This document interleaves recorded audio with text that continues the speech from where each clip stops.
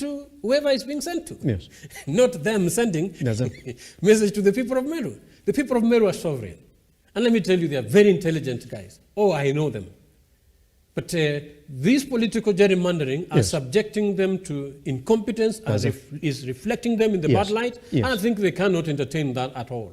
Right. But, I mean, Kawira Mwangaza has been elected twice. By the way, before this, she was a woman representative. Right. And in the just concluded election in 2022, she rose beyond expectations. Yes. As a woman leader, first thing, and as an independent candidate to rise to that particular position. Which was exceptional. Which was exceptional, isn't it? But then, Juma, you and I do know that Meru is generally a UDA area. Okay, if you go by the 2022 statistics, then you will say that indeed that was the majority party in that particular area. They didn't win the governorship. How's that?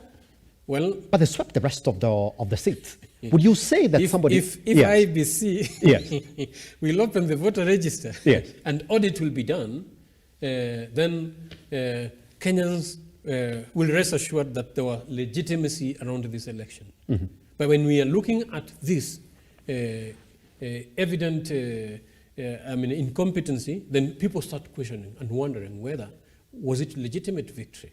If the victory was not legitimate, then again, people have the right to seek or review their mandate. There is not a done deal. It's not cast on the stone. Regardless, if you go by the party voting lines, if you go to the blocks in which the country voted by, you would say, well, that generally in Meru County, it was essentially a UDA. They would have won the governorship if it was. But since it was not, that is why they lost even in the governorship. Yes. So it's somebody trying to correct that pattern then. Like there's no way we can win the rest of them, like we've won in other parts, but then we missed to win the top seat in that county. So can we correct it now in the running to the 2027 elections by saying if you get her out of office, then this essentially becomes our way in as a party? Well, that's not research. You see, the political field is not static. Yes. That is just UDA. And I'm telling UDAs, and I'm telling Kenyans that UDA probably may not even have the 2027. Maybe they may not even finish this term. If they're sleeping on the job and thinking that they have it. And I think that is the beginning of a fall is when you're comfortable and thinking that you already have. Because if you truly is capable and able to serve the people, then we should see that on the fruits. And the people should be contented.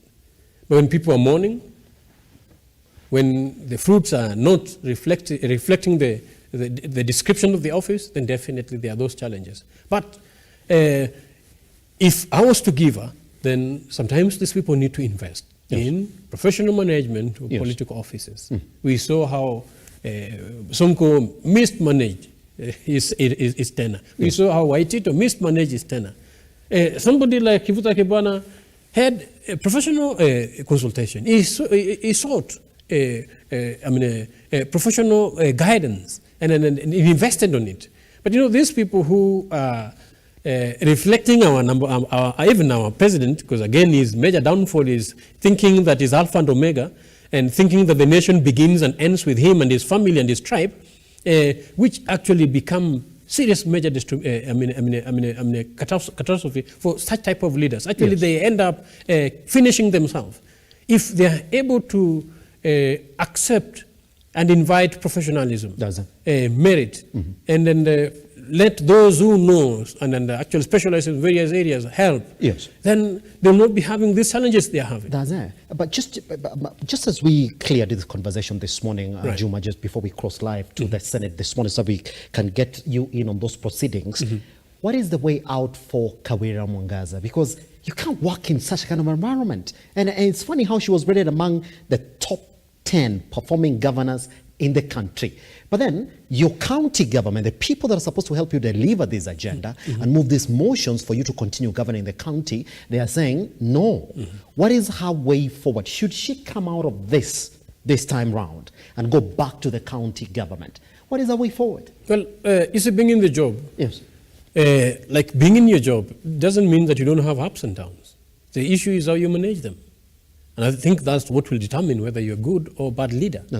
Yeah, so she just needs to be a good leader and do the right thing, have proper management, not allow things to spill out the way they're spilling out. You cannot personalize these things. Institutions are national institutions, let the standards of your operations be in line with the constitutional provision. And you'll not have this coming back of Senate and all this. They can always manage politics. Yes, right. Pretty much.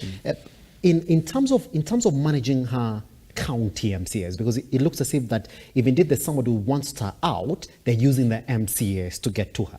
Is there a way that she can finally then talk to the MCAs? There is a time, by the way, she invited all the MCAs to her house. If you do remember, after the first impeachment, asked them for forgiveness, by the way. She did. She pleaded mercy from them. This time around, she's asking the country to pray for a county government, because she's saying, well, she doesn't understand exactly what's going on. That the way for her to manage her counties through the MCAs, fine, she can't work in solitary.